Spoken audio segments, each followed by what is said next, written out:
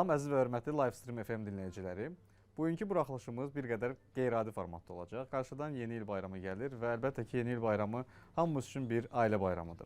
Və bugün bizim qonağımız Orxan Aslanov, Günay Aslanova, hamımız onu Ansara kimi tanıyırıq və eləcə də onların uşaqları Səid və Səmra bizim qonağımızdır. Xoş gəldiniz.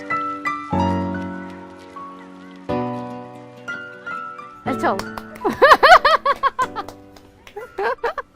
Sabahınız xeyir. Sabahınız xeyir. Çox gözəl ailə portretiniz var. Bax, dördünüzdə əyləşmişsiniz. Bəli. Backstage-i bundan qabaq bizim izləyicilərimiz görsəydi, backstage-i 2 dəqiqə bundan qabaq nələr baş verirdi ki, burada biz bir yerdə belə rahat yığışmağımız. Aha, Səid hələ özünü saxlayır.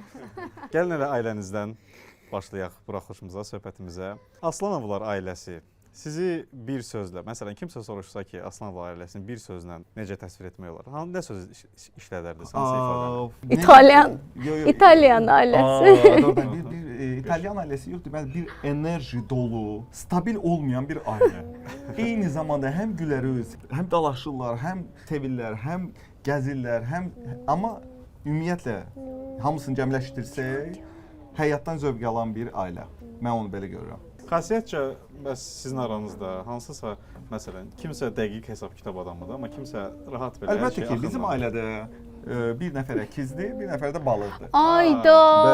Bəli. Sən bu əkizlər söhbətini hər yerdə açırsan da. Bilən bilir, bilməyən də biləcək. Bəs bu xasiyyət uşaqlarınızda hansıdır? Kimsə sizə, kimsə... Deməli, inanırsınız uşaqlarda bilmirəm. Səmraşka bizdə... Buğa? Yox, ne buğa, tilec. Buğa. Buğa, Səmra Buğa, Səid Qoç. Ay maşallah. Ailənin belə deyək də ən top enerjisi DJ. Məsələn, ortalıq sakitçilikdə, amma kimsə ortaya girdi və... Əlbəttə ki, спрашивают, кто самый сильный, крутой, кто самый энергичный. Покажи. Əlbəttə ki, bu bizim Səidimizdir. Bir saniyə ailəmi qatar, bir saniyə hər şey eləyər. Ümumiyyətlə, belə bir şey deyim, mən həm həyata fikir verənəm, həm ümumiyyətlə, necə bu sentimental şeylərə də fikir verənəm. Uşaqların valideynlərdən, yəni bu fərqli şeyləri necə götürdüyünə də çox fikir verirəm. Yəni Səid və Səmra rəssamlığa, fotoqrafiyaya, musiqiyə, hər bir bu mədəniyyətlə bağlı şeylərə çox fikir verəndilər və Səid bunun pikidir. Səid eyni zamanda gitara, baraban, rəsm, idman, hər şeylə bağlı bu insan üçün maraqlıdır. Amma Səmra daha çox musiqi, rəsm. Yeni il bir ailə bayramıdır. Hər ailənin bir müəyyən bir adəti, ənənəsi olur. Kimlərsə məsələn harasa qonaq getmək, kimlərsə hansısa filmə baxmaq. Sizin belə deyək, stabil olan bir ənənəniz varmı? Bizim ənənəmiz bilirsiniz nədir? Günay oturur maşına, sürür bağa, o yolkaları yığır, gəlir. Hamısını düzür, qəşəng Səmra ilə, Səidlə. Orxan da axırda gəldi. Давайте сделаем фото, мы собрали елку. Orxan onu göstərir hamıya, əslində olan ortada. Yəni, biz yolka yığdıq. Yox, əslində bütün ailələrdə olduğu kimi uşaqlarla piçenyalar sevirik hazırlamağa, evdə tək kinosunu sevirik hamımız. Harry Potter'ı sevirik uşaqlarla ailəlikcə oturub baxmağa. Yəni belə ailə başında, sonra valideynlərimizlə sevirik görüşməyə. Zaten həmişə yeni ili bir yerdə, nənə babalarla sevinirik, görüşürük. Sonra bir-birimizi nənə babalar cəngəlirlər ki, hədiyyəni alaq. Çox vaxt şəhərin mərkəzinə çıxırıq gəzməyə. Mütləq gəzinti olmalıdır, mütləq. Yəni o bu havanı hiss eləmək lazımdır və çalışırıq. Alınsa çalışacağıq, şəhərdən kənar çıxar. Çünki rayonlarımızda qar havası falan olur. O da ki, əlbəttə ki, hava şəraitindən asılıdır. Amma adətən olur və yeni il gələndə qar olmayanda bu artıq yeni il deyil. Ona görə onu mütləq hiss eləmək lazımdır. Amma belə klassik bir ailə kimi keçiririk. Maraqlı kinolar, bir yerdə olmağımız, bir yerdə yemək pişiririk. Mən də yaxşı yemək də pişirirəm. Bir yerdə yeməklər pişiririk. Günay özün necə tərifli yemək pişirirəm, onu eləyirəm. Günay nəsə, bir dəqiqə, Günay hərdən nəsə pişirir. Hərdən. Mən buradan demək istəyirəm ki, ayrıca demək istəyirəm ki, yaxşı ki bizim evdə qaynanamız var və biz ac qalmırıq. Ay. Какие вы предатели! Mən çıxıb gedirəm, biz sizlə intervyunu tək gedirəm. Кто готовит еду?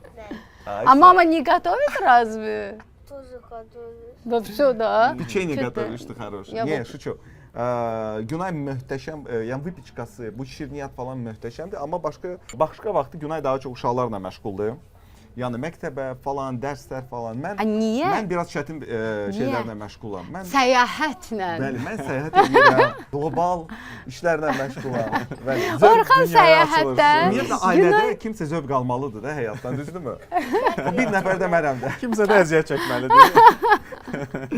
Yes, yes. Bəs yeni il ərəfəsini xaricdə keçirdiyiniz olubmu? Ailədən kənarda. Ailəicə yox, hələ ki yox. Ailə hələ keçirə bilmədik. Bu il getməli idi, Planning gedə bilmədik. etmişdik, Planımız hə. var idi, alınmadı. Yaxın ki belə olmalı idi. Amma yaxın zamanda ola bilsin. Amma bilirsiz necədir? Yeni il bayramı elə bir bayramdır ki, bu ev şəraitində olmasa onun nə bilim inanmıram. Duzu biraz qaçır. Yes, duzu qaçır. Yes, duzu Həm də qaçır ki, ailənlə. biraz. Mənə Sən çox öz vacibdir evində, öz ailənlə bir. komfortunda, Aha. ailənlə bir yerdə. Sən başa düşəndə ki, okey, sən bir yerdəsən, hardasa başqa bir yerdəsən, başqa insanlardansan, amma biləndə ki, valideynlərin, nə bilim, qardaşların, bacıların falan səndən uzaqdır. O biraz hiss adamı tam özünü dolğun hiss eləyə bilmirsən. Dolğun və doğma hiss eləyə bilmirsən. Yes, Bayram elə yes. bir hamını belə toplayır, Cəmləşdirir bir cəmləşdirir. O uyut, Yes, yes, yes. Bir komfort qatır. komfort Bəli, bəli, qatır. bəli. Belə də olmalıdır. Amma mən subay olanda xaricə keçirdim. Bəli. Aha. Vaxt var idi. Bu anda bir dənə belə çox hüzur belə grusn bir mahnı qoyarsınız. Üzgün mahnı qoyarıq fonda. Vaxt var idi subay olanda tək keçirirdim yeni illəri xaricdə. Orxan Tam bəy, Slizavitриdə.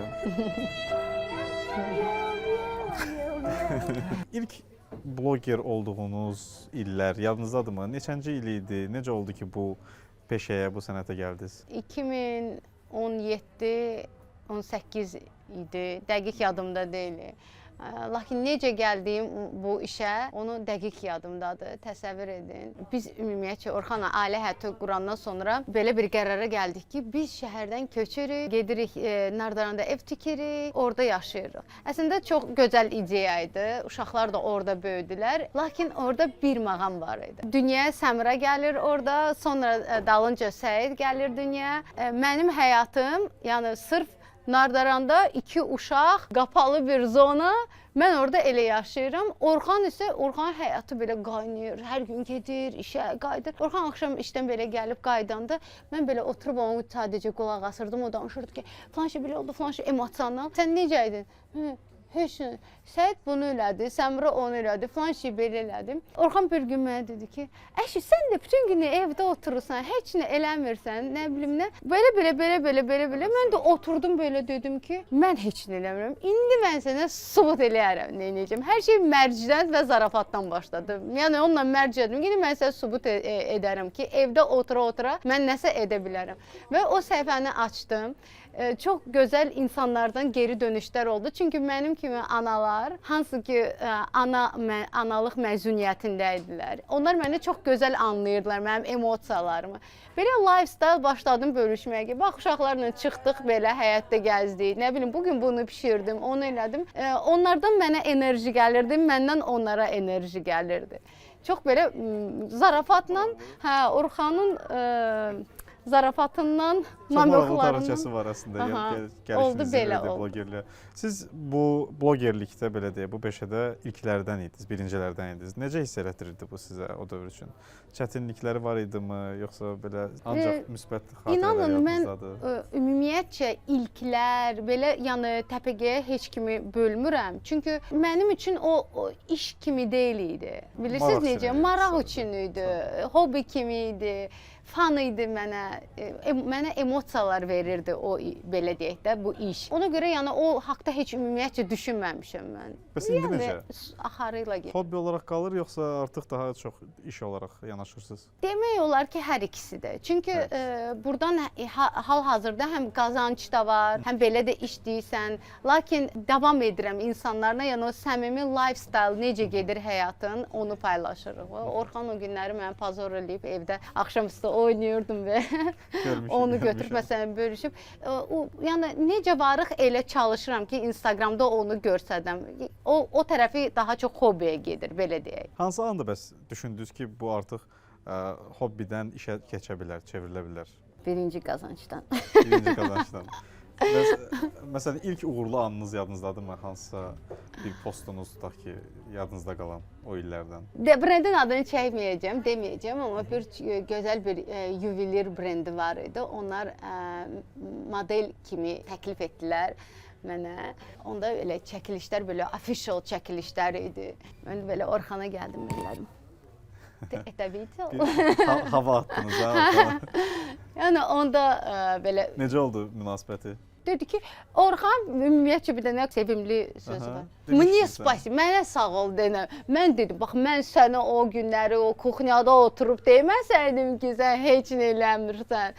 Səndə heç nə alınmaz. Ümumiyyətcə həmişə şeylər, alqışlar Orxana getməlidir. Siz yoxlasanız o Şir bürcü də var Orxanda yəqin ki. Oy, bilmirəm nə bürcüdür. Hansısa planetində. İlk dönəmlərdə sizin üçün bu belə deyək, bloqunuzda çətinlik yaradan məqamlar hansılar idi? Hansısa texniki məqamlar mı, yoxsa daha çox mənəvi, mental olan bir dəyərlər? Əslində düzünü desəm, onda bloqu aparmaq daha da rahat idi. Çünki bu trend söhbətləri yox idi. Hal-hazırda hamı indi trendin dalınca qaçır və inanırsınız, okey, trend bugün var, sabah yoxdur. Bəlkə baxış sayını artıra bilər, yəni sənə yeni followlar verə bilər. Lakin o demək deyil ki, o izləyicilər səninlə həmişə qalacaqdır və sənin məqsədin hər dəfə followerlara, izləyicilərə o emosiyalara, o trendləri vermək. O deməkdir ki, sən bütün günü telefon əlində oturmalısan. Bütün günü çəkməlisən ki, trenddən geri qalmayım. O vaxt isə elə deyil idi və mən hal-hazırda mənim səhifəmə baxsaq heç bir məndə trend falan yoxdur. Çünki mənim heç vaxtım da ona yoxdur, nə yalan deyim. O vaxtı daha çox gündəlik idi. Bir də ki, o vaxtı məncə texniki tərəfi biraz zəif idi deyə maksimum nə edə bilərdim, bumerang belə çəkirdim. Eyni bir şey. Yəni bir dənə o idi. Bəzən istəyirdin ki, montajı özün eləyərsən, özün bildiyin kimi. Məsələn, indi video çəkilir, siz orada kəsirsiniz hansısa da maqamları. Amma əvvəl o biraz çətin idi. Gərək bir dənə mətni axıra kimi sözünü düzgün deməli idin ki, çünki onu kəsmək olmurdu. Sразу direkt çəkirdim videonu, paylaşım edirdim. Maksimum bir dənə filtr qoyurdum, belə gözəl olurdu. Yəni bir dənə texniki tərəfi onun çətinliyi var idi. Amma belə qalan hamısı rahat idi. Bu işdə Orxandan öyrəndiyiniz nələrsə olub? Bəs ki, Orxanın hansı bir təcrübəsindən istifadə eləmisiniz, yaxud da məsləhətindən? Belə deyək, Orxandan öyrəndiyim nə oldu? Əslində hələ də öyrənirəm. Düzgün danışmaq. Hələ də alınmır məndə. Orxanda o belə özgüvən var. O həmişə kamera arxasında. Ümumiyyətcə, məncə o nəinki bloqinqdən gəlir, o insanın özünün keyfiyyətindən gəlir. O belə hər şeyi gözəl insanla danışanda, insan onunla münasibətdə olanda belə qulaq asır ona. Mən biraz belə buradan başlayıram, biraz oradan başlayıram, o da iş getmir də. Gərək belə bir cərgə ilə insana sözünü çatdırasan. Bax, indi onu çalışıram, Orxandan götürürəm. İndi də bax, sualı gördünüz, necə cavab verdim? Bəs işinizdə necə? İşinizdə elə siz yoxsa məsələn nəyisə hazırladınız, qoydunuz, sonra başqa bir işə keçdiniz, sonra təzədən qayıtdınız buna, yoxsa nəsə bir məsələ kimi qoydunuz, bunu yekunlaşdırdınız, sonra keçdiniz nə biləsiniz? Ümumiyyətcə mənim xəsiyyətim elədir ki, mənim diqqət pozuntuluğum var da.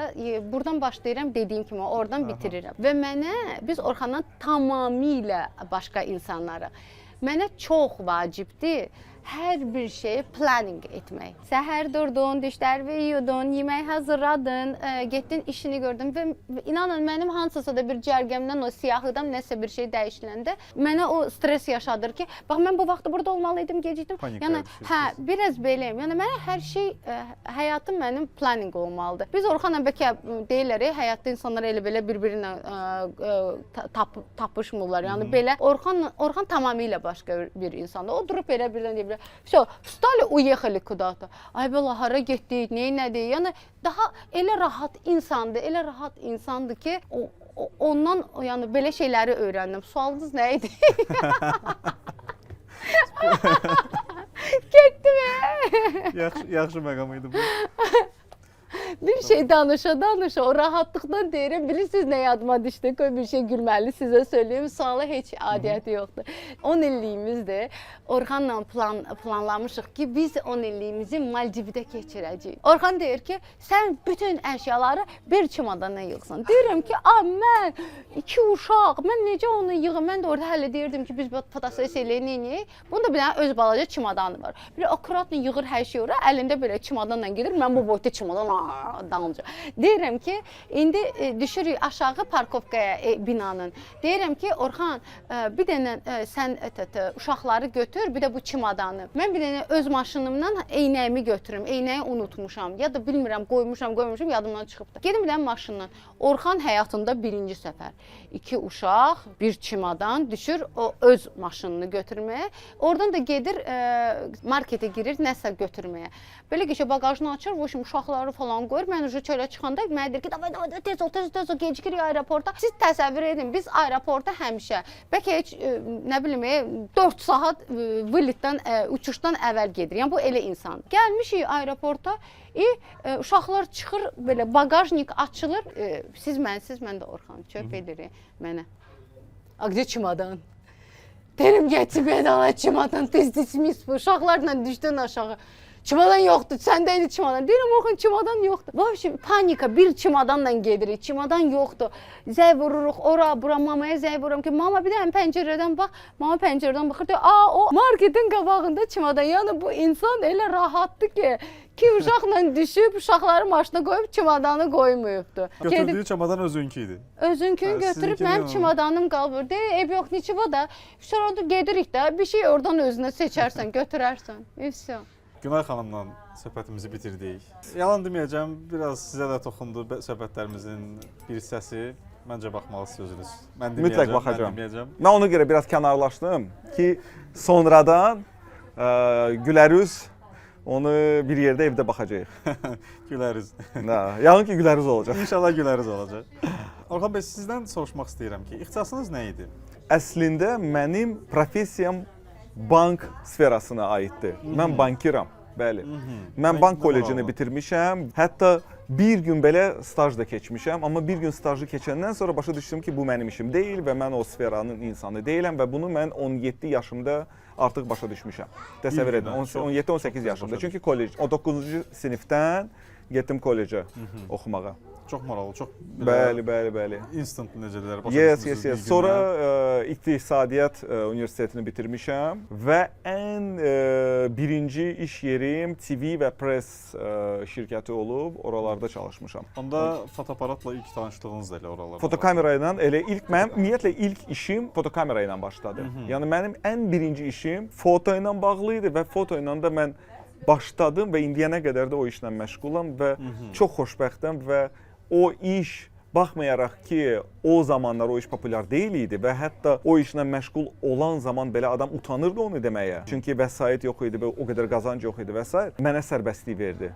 Və mənim ətrafımdakı olan insanlar, səyahət, fərqli situasiyaları mənə hədiyyə kimi belə deyək də, həyat mənə o hədiyyə etdi. Çox maraqlıdır. Bəli. Növbəti sualım bu olacaqdı ki, bir çox hallarda fotoqrafiya insanlar üçün hobbidən başlayır, sonradan işə çevrilməyə başlayır. Amma sizdə onda belə olmayıb. Sizdə elə mənim üçün foto indiyənə qədər də iş deyil.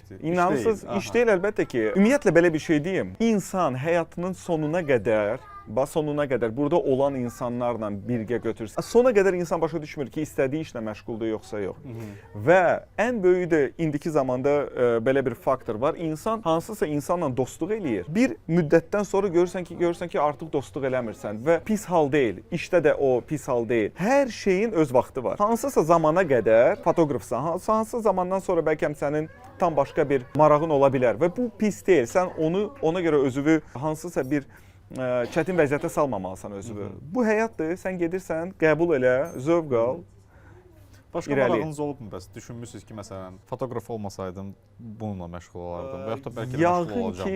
Yəqin ki, ümumiyyətlə çox şeylə məşğulam. Nə bilim, səyahət eləyirəm, yemək bişirirəm, idmanla məşğulam, ekstrem idmanlarla məşğulam. Yəqin ki, insanlara inam vermək üçün danışıqlar aparardım. Bilmirəm o professiyanın adı nə ola bilər. Coaching, yes, coaching. Yes, coachinglə məşğul ola bilərdim. Çünki alınır məndə. İnsanı düzgün istiqamətləndirə bilirəm. Biz Bəli, dostlarınızla, yaxınlarınızla bunu Eləyirəm. yoxlamısınız. Bəli, yoxlamışam. Nə gözəl. Və nə gözəl. çox da pozitiv hallarımız var. Eksperiment mənim üstümdə gedir. Bəli. İşləyirəm üzərində. Çətin gedir, amma gedir. O zaman çox yaxşı dostsuz. Yəqin ki. Dostluq eləyirik.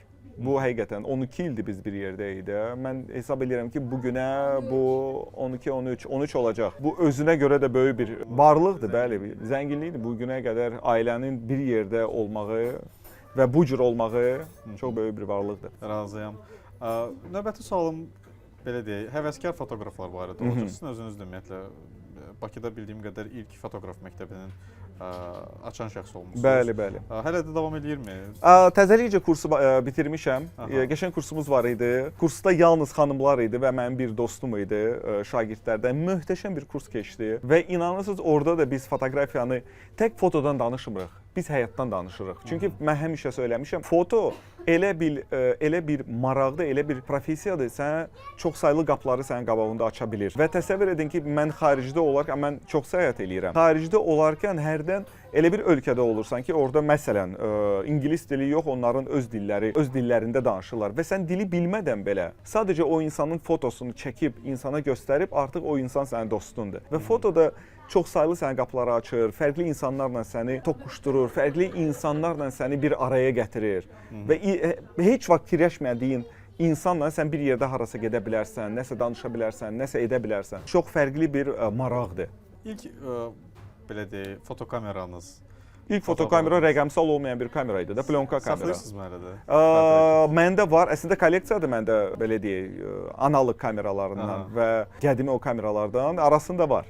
Saxlayıram indiyənə qədər. Zenit kamerası idi. O vaxtda ən populyar kamera idi də. Bizdə də evdə o Zenit idi. Bəli, bəli. İndi bir çox fotoqraflar mobil telefondan istifadə edərək mobiloqraflar. Onlar artıq mobiloqrafdır. Mobiloqraflar və ya fotoqraf deyilir. Sizcə buna münasibətiniz necədir ümumiyyətlə? Yəni belə davam eləsinlərmi yoxsa məsləhət görərsiniz ki? Ümumiyyətlə heç ona toxunmadan bir şey söyləyə bilərəm. Bilirsiniz necədir? Biz təzəlikcə onu müzakirə etmişik. Hansısa müddətə qədər foto olmadan qabaq nə var idi? Rəssamlıq. Rəsm əsərləri trenddə idi. Hamı sifariş eləyirdi öz sevdiyinin və yaxud məşhur bir insanın rəsm əsərini. Ondan sonra gəldi fotoqrafiya, ondan sonra kinematografiya gəldi, ondan sonra başqa, indi AI gəldi. Yenə də deyirəm, hər şeyin öz müddəti var və öz vaxtı var. Mənim fikrimcə bir fotoqraf olaraq, mənim fikrimcə fotoqrafiya indi özünün ən yaxşı vaxtlarını yaşamır artıq. Və fotoqrafiya artıq yavaş-yavaş populyarlığı biraz gedir, onun yerinə AI gəlir. Onun yerinə daha fərqli yanaşma gəlir. Çünki təsəvvür edin ki, əgər öncədən foto çəkmək üçün və ümumiyyətlə dünyaya nəsə gətirmək üçün sən professional insan olmalıydın, işığı bilməliydin və s. Amma indiki zamanda sən sadəcə evdə notebookun qabağında oturarkən demək olar ki, eyni vizualı götürə bilərsən. Razıyam, orada hisslər fərqlidir. Amma vizual olaraq gətirə bilərsən eynini. Amma ola bilsən hiss də oradan da fərqlidir. Yəni o hissləri keçirmirsən. Çünki sən insanla ünsiyyətdə olursan, danışırsan, nəsə öyrənirsən, fərqli söhbətlər və s. sonradan foto əmələ gəlir. Burada isə biraz başqadır. Amma onun da o birisi tərəfi var. Təsəvvür edin ki, nə qədər insanlar hansılar ki, bundan qabaq həyatda çətinlik çəkirdilər. Başa düşürsə hansı insanlardan söhbət gedir. Məsələn, evdən çıxa bilmirdilər, problemləri var idi və s. Artıq onlar da yarada bilir və onlar üçün bu möhtəşəm bir hissdir. Onlar üçün elə bil ki, dünya yenidən yaranıb və imkanlar yaranıb və onlar evdən çıxmadan yarada bilərlər və mənim üçün məncə bu superdir. Biz zövq aldıq, düzdürmü? Onlar da zövq alsınlar, davam etsinlər. Bu dediyiniz texnoloji dəyişikliklər, süni intellekt, AI və s. bu sizi narahat eləmir ki, məsələn, hansısa başqa bir sahəyə yönələsiniz? Əzizim, niyə narahat etsin? Bizim həyatımız onsuz da qısadır da, belə deyək də, qısa bir həyat sürürük. Nədənsə zövq aldıq, davam etməliyik. Bu ömürlük ola bilməz. Heç vaxt heç nə ömürlük deyil. Biraz zövq aldın, artıq burax getsin. Hər şeydən vaxtında zövq almaq lazımdır. Zövqlərdən danışmışkən, sizin fotoqraf kimi zövqləriniz bir karyera yolunuza baxsaq, öncədən bildiyim qədər tədbirlərlə, toylarla başlamışdı. Öncədən portretlərlə başlamışdıq. Hətta o vaxtları AI-yə oxşar bir rəsm əsərləri edirdik. Venesian Biennale'də yer tutmuşduq, fərqli sərgilərdə iştirak elədik. Amma yenə də söyləyirəm, təəssüflər olsun ki, vəsait ancaq tədbirlərdədir Kommersiya və bəli, bəli. nəsə inkişaf etmək üçün sən gərək vəsait əldə edəsən, ondan sonra da inkişaf elətdirəsən. Aha, amma bölgələrə sonradan keçdiniz, belə deyək də, səyahət.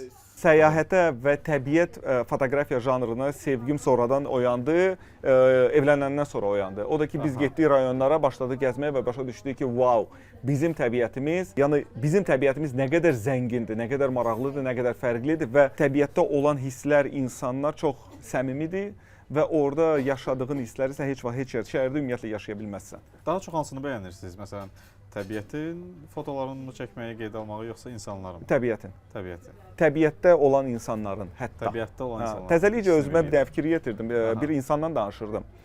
Nəsə danışdım 5-10 dəqiqə oyla və yadıma düşdü, ona bəzi suallar verdim həyatla bağlı və başa düşdüm ki, bir neçə ay bundan qabaq Qırız kəndin dağlarında çobana verdiyim sualın cavabı daha fərqli və ağıllı idi. Nəinki o şəhərdəki olan insanın. Və o iki insanı sadəcə beynimdə biraz müqayisə elədim. Gördüm ki, yəni çox fərqlidirlər də.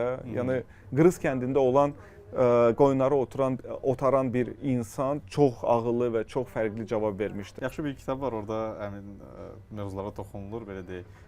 Gerard Diamond'ın. Sonra Deyərsiniz mən sonra. Deyərəm, Kitab oxumağa vaxt olmur, amma çalışıram daha tez informasiya əldə edim.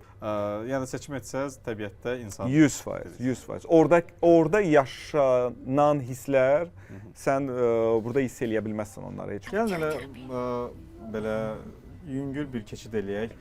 Ümumi, məsələn, sizin məşhurluğunuzun və yaxud da Ansar xanımın bloger olmağından ailəyə təsirinə. Məsələn, ну давай. Övladlarınızda ümumiyyətlə sizin özünüzün məşhur həyatınız övladlarınıza nə dərəcədə təsir eləyir? İstəyirsiniz məsələn onlar da bəlkə özünə bir səhifə açsınlar. Mən bildiyim qədər yoxdur hələ ki. Yox, bizim uşaqların ümumiyyətcə. Mən cavab verim, sən cavab verirsən. Bir dəfə də mən cavab verim də. Mən də davam eləyəcəm. Deməli, əslində bizim ailəmizdə özümüz bloger olsaq da bütün günü Instagram yəni həyatını göstəririk. Lakin bunu uşaqlara heç ümumiyyətcə keçirtmirik. Bizim uşaqlar həqiqətən çox sosial şəbəkələrdən uzaqdılar. Səmranın, Səidin telefonu falan yoxdur. Sosial şəbəkələri yoxdur. Biz çalışırıq uşaqları, biz özümüz böyüyən zamanlardakı kimi böyüdək. Telefonlardan uzaq olsunlar. Çünki birincisi uşaqlar üçün mənim fikrimcə niyə ziyandır? Mən sevmirəm. Uşaqlar otururlar, o belə listat edirlər, baxırlar bir-bir. O hər 3 saniyədən bir bizim diqqətimiz Instagramda bilirsiniz də orta average vaxtı 3 saniyədir. O uşaqlar da 3 saniyədən bir rolika baxırlar. O deməkdir ki, hər 3 saniyədən bir onlar yeni dopamin axtarırlar. Bu onlara gələcəkdə çox maneəçilik edəcəkdir. Bir şeydən zövq ala bilmirlər. Hər 3 saniyədən bir yeni bir şey, yeni bir emosiya və inanın o onların heç beynində qalmır o informasiya. Hər 3 saniyədən bir yeni bir rolika ya da yeni bir şeyə baxanda gəlin biz özümüzdə də axşamüstü mən də məsələn otururam ki, yorğun oluram, otururam, baxıram telefonda tık. Sonra telefonu qoyuram, deyirəm mən bu baxdığım roliklərdən hansı yadımda nə qaldı? Heç nə də yadda qalmır, həqiqətən. Qısa danışsaq, yadımdadır bir an var idi, Səmra telefon istəyirdi və telefon bağışlayan günü Səmra ağladı ki, wow, nəhayət ki mən hədiyyəmi aldım və telefon. İnanırsınız üstündən bir ay yarım keçdi. Səmra qayıtdı və telefonu özü verdi bizə ki, mən telefonu istəmirəm və mənə telefon lazım deyil, telefonu mənim əlimdən götürün. Mən istəmirəm heç bir telefonla istifadə etməyi və ümumiyyətlə heç bir sosial şəbəkədə olmaq istəmirəm və hətta Instagram arada açdıq onu da ləğv elədik. Bir sözlə bunlar belə də bizim Günay dediyi kimi klassik biz necə həyat aparmışıq uşaqlıqda. Bax eyni o klassik həyatı keçirirlər. Çox bəli. Hətta dünən Marskoy boy oynayırdıq.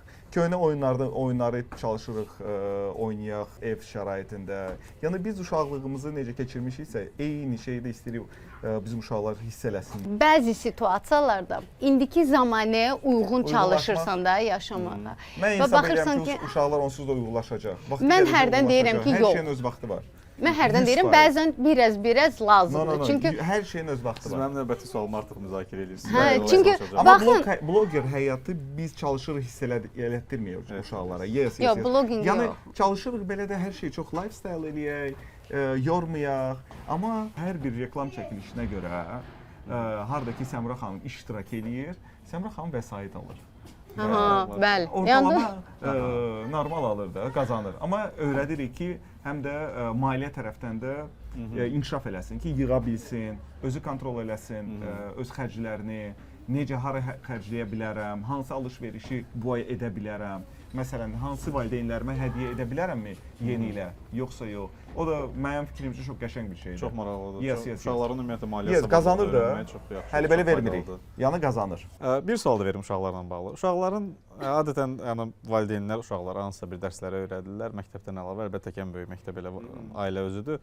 Bəs uşaqların sizə öyrətdiyi hansısa bir dərs olubmu, yadınızda qalıbmı? Yəni hər valideyn razılaşır ki, bizim uşaqlar dünyaya gələndən sonra biz onlarla bir yerdə, birlikdə böyüyürük.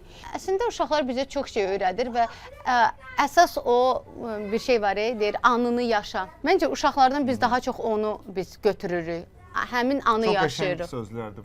Nasam deyirəm. Bravo, bravo. Orxan bu günləri mən yenidən tanıyıram. Orxan bilirsiniz necə narahat idi? O ki, mən burada danışa bilməyəcəm. Deyirdi, sən sus, mən danışacağam. Sən danışma. Bizim bir dənə travmamız var. Hardasa bizdən hardasa intervyu götürürdülər. O şəhərdə hardasa intervyu götürdülər. Yaxınlaşdılar ki, wow, Aslan var ailəsi, necəsiz? Orxan, məsələn, necə hesab edirsiniz ki, həyatda əsas faktorlar hansı? Mən cavab verdim ki, budur. Günay gəlib çatanda, mikrofon çalanda Günay prosto sadəcə belə dedi. Günay. Və o ilə də intervyu bitdi də. Ondan sonra bizdə biraz travma qalıb ki, kamera və mikrofon. Mən də həyəcan keçirirəm də. Bloger olmaqla deyil, əslində inanırsınız, kamera hər tərəfdən bizi çəkir.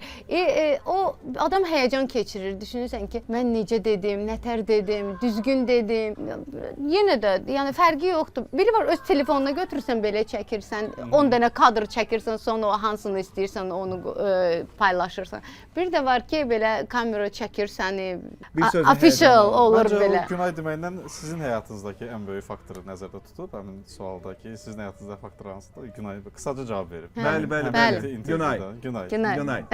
Özünə aid. Definitely. Just all. Qısa və konkret.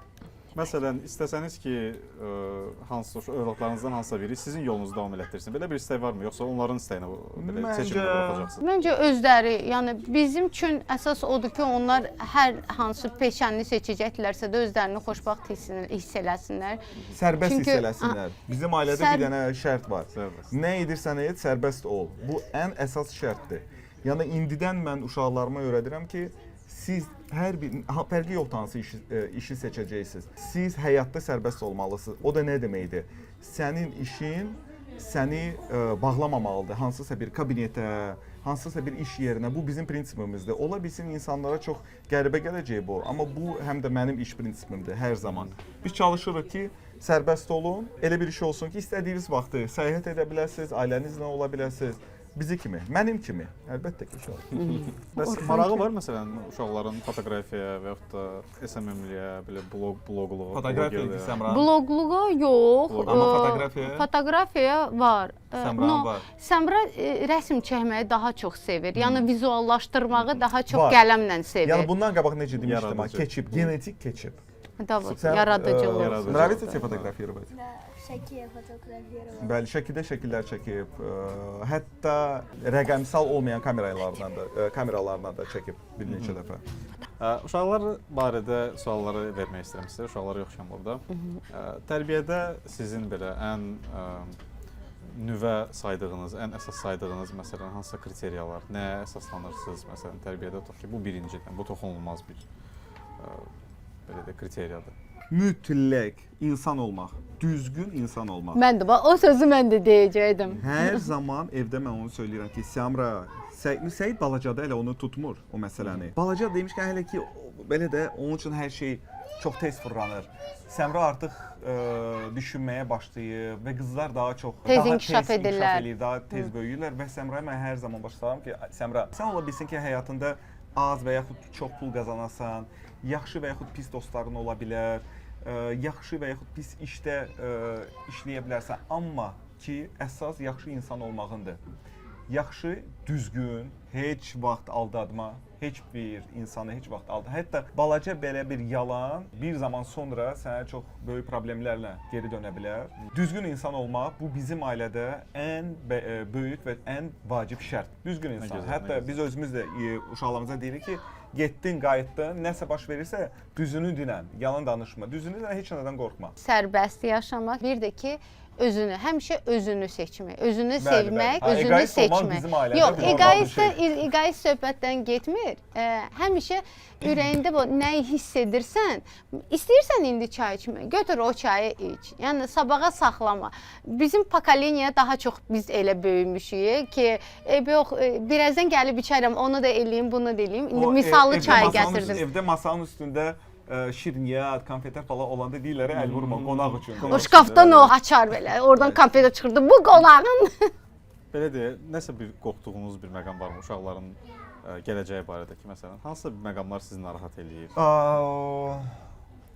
Hansı məqamlar narahat eləyir? Yox. Məncə heç nədən qorxmaq lazım deyil. Onu da biz öyrədirik uşaqlara ki, heç nədən qorxmayın. Hər şey, problem gəldikcə onları həll edib, fikirləşmək lazımdır ki, gələcəkdə nəsə baş verə bilər. O hələ baş verməyib. Ona görə də o haqda fikirləşmək lazım deyil. Əlavə edə bilərəm Orxan müəllim. Bir də ki, uşaqlara biz nə deyirik? Nə olursa da olsun bu həyatda, ən birinci sənin sirdaşın sənin valideynlərindir. Çünki sən nə edirsən et, nə olursa da olsun bizə deyin. Çünki biz səni şərtsiz sevirik və onlar nə etsələr, biz onları demişəm, mən Səmrə demişəm, Səid də demişəm. Siz nə etsəniz, biz sizi həmişə şərtsiz sevirik də. Yəni ki, любой probleminlə, hər hansı bir probleminlə sən yaxınlaşırsan bizim yanımıza və biz sizi istiqamətləndirə bilərik, kömək edə bilərik. Yəni başqa kənara ora-bura getmədə. Həmişə özünü safe hiss elə. Valideynin yanında safe hiss elə. Tam doğrudur. Əslində bu sualıma da cavab vermiş kimi oldu, amma hər ehtimala qarşı soruşum. Sizlə aralarında çox belə səmimi münasibət var. Amma qorxu varmı? Məsələn, sizdən kimdənsə qorxurlar? Məndən qorxurlar. Çünki bizdə eyni zamanda həmin o keçmişdəki kimi, yox, şapalaq yox, keçmişdəki kimi tərbiyə var idi. Mən hesab edirəm ki, uşaqlar qorxmamalıdır, çəkinməlidir. Yox, doğrudan uşaqlar Orxandan daha çox çəkinirlər. Çəkinməlidirlər. Məncə də elə olmalıdır. Ailədə bir nəfərdən uşaqlar çəkinməlidir. Yəni balans olmalıdır ailədə. Əgər bir nəfər daha çox belə oynaya... Yaxşı polis, pis polis. O da yaxşı şey deyil də, yaxşı polis. Tamam, bəs 2026-cı il üçün ən böyük arzunuz nədir ailəniz üçün?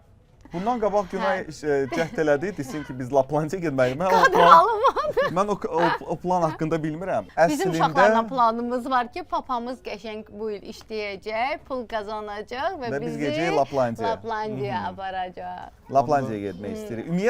Ümumiyyətlə bizim ailədə belə bir xəstəlik formatında həyat tərzi var ki, biz mütləq səyahət etməliyik. Və biz bunu, necə belə yox ki, biz ildə bir dəfə, iki dəfə etməliyik. Biz bunu həmişə etməliyik. Çalışmalıyıq ki, hər zaman o səyahət olsun, biz hər zaman səyahət eləyək. Ona görə çalışırıq yeni planlar, yeni yerlər görək, yeni ölkələr görək. Əlbəttə ki, bir valideyn olaraq ən böyük məsuliyyətimiz məhz övladlarımızın gələcəyidir. Bu haqda nə danışa bilərsiniz? Uşaqlar üçün hər hansı bir, belə deyək, təhlükəsizlik yastığı olmalıdırmı? Olmalıdırsa necə olmalıdır? Əlbəttə ki, olmalıdır. 100% olmalıdır. Qayıdım bizim sonuncu səyahətimizdə biz Taylanda getmişdik. Taylandda... Təzəlikcə yoxsa? Yox, təzəlikcə. Keçən illər biz getmişdik Taylanda. Taylandda Səidi, əlbəttə ki, Səid super aktivdir. Taylandda Səidi meymunlar dişləmişdi və yaxşı ki, biz səyahət sığortası etmişdik o vaxt. Bəxtimiz gətirdi, hamısını həll elədik, amma çox kritik bir haldaydıq. Biz xaricdə olarkən nəsə baş verə bilər və s. Bu mütləqdir. Çox vacib. Ağlınıza gəlməzdi ki, məsələn... Heç vaxt biz fikirləşməzdik ki, Taylandda uşağı meymun dişləyə bilər və bizim ehtiyacımız olacaq sığortaya. Çünki qospitali tapmaq lazımdır, oyunla danışmaq lazımdır və ən əsas məsələ də ondan ibarətdir ki, təsəvvür edin ki, hansı vəsaitdən söhbətlər gedir sığorta olmasa. Sığorta buna hamısını bağlayır axı. Və adi bir proses o qədər baha başa gələ bilər sizə ki, yəni onu fikirləşmirsiniz. Əslində ödəniş isə çox belə simvolik bir məbləğdir. Adi bir vaxtda da, yəni fərqi yoxdur səyahətə gedirsən yoxsa yox, uşaqların sığortası olmalıdır. Paşa həyatın uşaqlar üçün fərdi sığortası var və orada yaş xətti yoxdur. Rahat istifadə edə bilərsiniz və bunu deyərdim ki, bu gün də bu mütləqdir. Bəs buradan valideynlərə səslənsəz, onların uşaqları üçün, öz övladlarının gələcəyi üçün atmalı olduqları hansısa bir addım, belə bir cümlə, ümumi bir cümlə kimi hansı mesaj vermək istəyirsiniz? Uşaqlarla daha çox vaxt keçirsinlər. Daha çox vaxt keçirsinlər, bir yerdə olsunlar, fərqli olsunlar. Söhbət hətta vaxtdan getmir. Söhbət o vaxtın keyfiyyətindən gedir. Sən uşaqla vaxt keçirə bilərsən, amma həmin o zaman sən uşaqla ola-ola, amma beynin uşaqla olmursa, o vaxt keçirmək deyil. Bir yerdə olsunlar və beyinləri də bir yerdə olsun. Həmin o valideynin bilikləri, valideynin o təcrübəsi uşaqlara da keçə bilsin. Yəni məsələn oturub kinoya baxırsınızsa da elə belə oturub deyirsiniz ki, məsələn Həqiqətən də onu oturub hiss baxıram, edirəm. prosta oturursunuz, baxırsınız. Biri də var ki, kontaktda olursunuz. Necə oldu? Sən necə düşünürsən? Yəni uşağın daha çox beynində bu qalır ki, valideynlə kontaktdadır, yanındadır valideyn. Çox Fiziki vacibdir. olaraq yox. Bir sözlə söhbət vaxtın çox və yaxud az olmağından getmir, keyfiyyətindən gedir. Keyfiyyət. Yes. Çox gözəl. Təşəkkürlər. Və Çox sağ olun. İzləyicilərimiz üçün yekunda bu Yekunda dinən. demək istədiyiniz Sən dinə, bir mən də mesaj. davam eləyəcəm. Ya həyat bizə bir dəfə verilir həqiqətən də. Gərək bu həyatı istədiyin kimi zövq ala-ala, hər dəqiqəsini, hər bir anını zövq alasınız. Hər bir moment. Çətin anlarda da çalışın oradan pozitiv bir şey götürəsiniz. Çünki onun da vaxtı gələndə o da bir dərs, təcrübə sənin həyatında. Biz belə formalaşırıq da elə insan oluruq. Hər bir şeydən, hər bir andan zövq alın. Çünki bilinmir sabah nə ola bilər səninlə həyatda. Şokdayım. Nəhayət Bugünü ki, tərbiyə yaşa, eləyə bu bildim mən. anı yaşa. Nəhayət ki, tərbiyə eləyə bildim. Oyda, xaç da. Nəhayət ki, tərbiyə eləyə bildim. Özüm də şokdayım. Ola bilsin ki, bu nadir bir kadrlardan biridir ki, mən buna ilə razıyam, dəstəkləyirəm, əlavələr etmək istəyirəm. Nə qədər də biraz şok səslənsə də pul çox da vacib deyil həyatımızda. Özünüz üçün hansısa bir o standartı seçin, standarta uyğun yaşayın. Sadəcə o məqamdan zövq alın. Çünki bugünkü o məqam ola bilsin heç sabah olmasın. Bugünkü məqamdan zövq alın, səyahət eləyin, mütləq, sevin, yeniliklərə açıq olun, fərqli insanlarla ünsiyyətə girin. Bir sözlə yaşayın. Çox zövq alın. təşəkkür Siz edirəm. sağ olun. Bugünkü təkcə bu Mən mesajınızda sizə yox. təşəkkür edirəm. Çox qəşəng keçdi, Çox vaxt keçdi və qəşəng komandaya da keçdi. təşəkkür eləmək istəyirəm. Sağ olsunlar. Həqiqətən son mesajınız yox, ümumiyyətlə bu buraxılış boyu çox gözəl mesajlar verdiniz. Təşəkkürlər. Həm izləyicilərimizə, Çalışırıq, uşaqlara, çalışırıq. böyüklərə. Təşəkkürlər. Mən bugünkü bu məqamdan siz dediyiniz kimi zövq aldım.